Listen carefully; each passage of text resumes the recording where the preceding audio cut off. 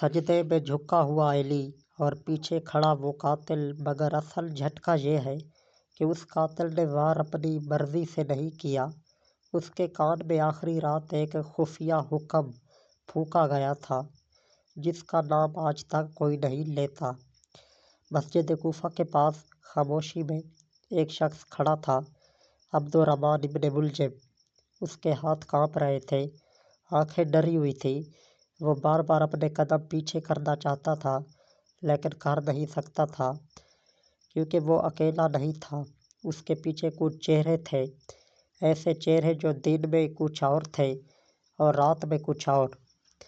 وہ علی علیہ السلام کی روشنی سے جلتے تھے، علی علیہ السلام کی شجاعت اور ان کا انصاف، ان کا نور، یہ سب ان کے سینوں میں آگ بن جاتا تھا۔ انہی چہروں نے کئی راتوں تک ابن ملجم کے کان میں زہر بھرا، اگر یہ کام تم نہ کرو تو اسلام کمزور ہو جائے گا، یہ تمہاری عبادت ہے، یہ تمہارا فرض ہے۔ یہ الفاظ صرف جملے نہیں تھے بلکہ یہ وہ زنجیریں تھیں جنہوں نے ابن ملجم کے دل اور دماغ کو قید کر دیا تھا۔ وہ سوچنے سمجھنے کی طاقت کھو چکا تھا، وہ اپنے راستے کا مالک نہیں رہا تھا۔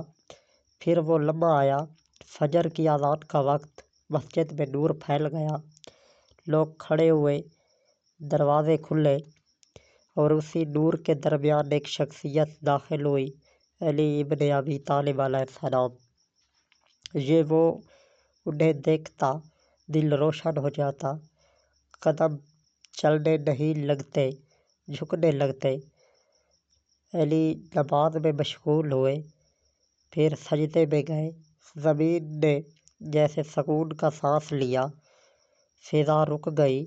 اسی لمحے وہ سایہ حرکت میں آیا، ابن ملجم آگے بڑھا، اس کا ہاتھ کپ کپا رہا تھا، اس کی آنکھیں پھیل گئیں جیسے وہ خود بھی ڈر گیا ہو، مگر پیچھے دیا گیا وہ خفیہ حکم اسے آگے دھکیل رہا تھا۔ ایک لمحہ، ایک وار، اور صدیوں کو ہلا دینے والا واقعہ رہنما ہو گیا۔ مسجد کی فضا میں وہ آواز گونجی، رب کعبہ کی قسم میں کامیاب ہو گیا۔ لوگ دوڑ کر آئے، چیخیں اٹھی، آنسو بہہ گئے، مگر علی کا چہرہ پرسکون تھا، جیسے انہوں نے دنیا میں نہیں چھوڑی بلکہ اپنی کامیابی کا اعلان کیا۔ سب سے بڑا جھٹکا تب لگا جب علی علیہ السلام نے فرمایا، میرے قاتل کو پانی دو، اسے تکلیف نہ دینا۔ یہی علی علیہ السلام کی عظمت تھی۔ دشمن نے بھی وار کیا مگر علی علیہ السلام نے اس لمحے بھی رحمت دکھا دی۔ یہ صرف ایک قتل نہیں تھا، یہ نور اور ظلمت کی جنگ تھی، اور یقین